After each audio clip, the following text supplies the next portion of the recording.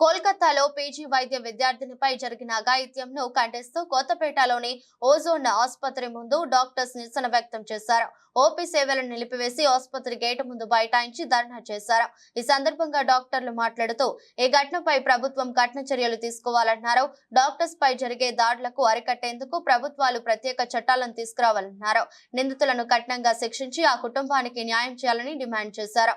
Corona కష్టకాలంలో doctors తమ ప్రాణాలను కూడా లెక్క చేయకుండా ఏ స్థాయిలో పనిచేశారో గుర్తు చేసుకోవాలని అన్నారు. వైద్యులు లేని సమాజాన్ని ఒక్కసారి గుర్తు చేసుకోవాలన్నారు.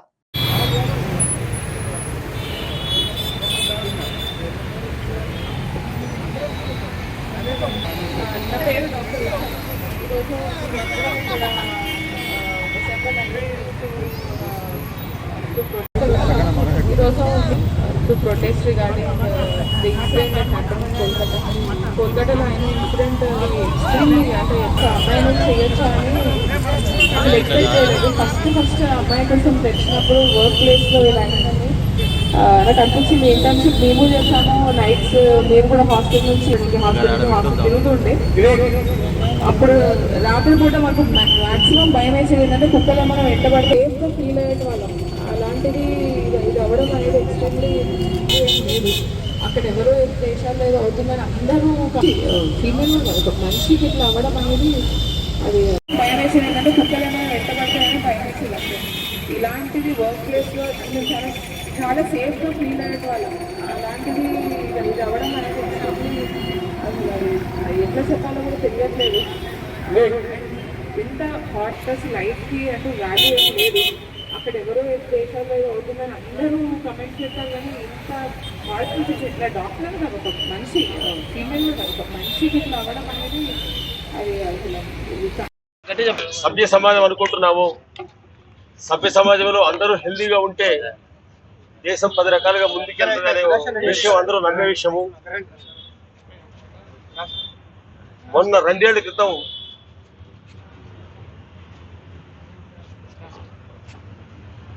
తోటి హాహాకారాలతోటి హాస్పిటల్కి కోవిడ్ బారిన పడి పరిగెత్తుకుంటూ వస్తే వాళ్ళ ఎదురుగా కుటుంబ సభ్యులు కూడా దూరంగా ఉండి వాళ్ళని కనీసం వాళ్ళ దగ్గరగా కూడా లేని పరిస్థితుల్లో వైద్యులు ఏ విధంగా కమ్యూనిటీని కాపాడేది అందరికీ తెలిసిన విషయమే. అంటే అటు ఒక క్రిమి కానీ ఒక జంతువు కానీ వస్తే కానీ మనుషులుగా ఉండరా? వాళ్ళు ఆ రోజు పెట్టిన ఆర్తనాదాలు గుర్తులేవా?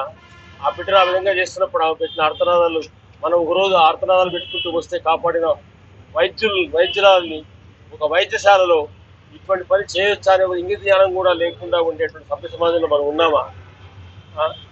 మరి ఇటువంటి రక్షకులు కఠినంగా శిక్షించకుండా అదే పద్ధతిలో ఈ సమాజం ముందుకెళ్తుంటే కనుక భవిష్యత్తులో వైద్య విద్యను ఎవరు అభ్యసించరు.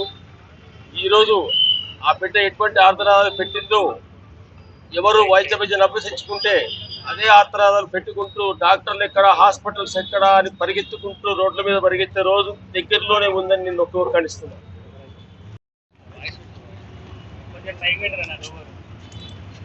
ఇంత దారుణంగా జరిగిన యాక్ట్ ని మేమందరం ఖండిస్తున్నాము.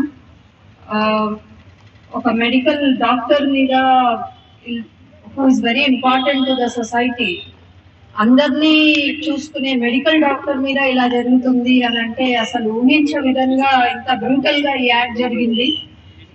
వి all condemn this and we demand justice. ఇట్లాంటి యాక్ట్ ఇంకోటి జరగకపోవడానికి ఐ థింక్ జస్టిస్ మనము ఇప్పటి వరకు ఏవి శిక్షలు అట్లాంటివి లేవు. అలాంటి శిక్ష అమలించాలని మేమందరము కోరుతున్నాము. ఇంకొకరికి ఇలాంటి థాట్ రాకపోవడానికి కూడా మేమందరము అలాంటి విధమైన జస్టిస్ సీక్ చేస్తున్నాము. So we strongly condemn this. Ozone Hospitals strongly condemns this and we demand justice. Ozone Hospitals West Bengal Chief Minister కూడా రాసింది సజెషన్స్ ఇస్తూ దట్ ఇట్లాంటి యాక్ట్ ఇంకోసారి జరగడానికి వీలు లేదు, దానికి స్టెప్స్ ఎలాంటివి తీసుకోవాలో కూడా ఓజోన్ హాస్పిటల్స్ రికమెండ్ చేసింది. ఆ శిక్ష ఇప్పటి వరకు ఏ జస్టిస్ సిస్టంలో లేని శిక్ష తీసుకురావాలి. అండ్ ఆ శిక్ష పడ్డాక ఇంకొకరికి ఇట్లాంటి థాట్ రావడానికి కూడా అవకాశం లేకుండా చేయాలి. సో మేమందరం వెస్ట్ బెంగాల్ చీఫ్ మినిస్టర్ గారికి రాసాము. I think this should be taken seriously, and we all seek justice. We want justice.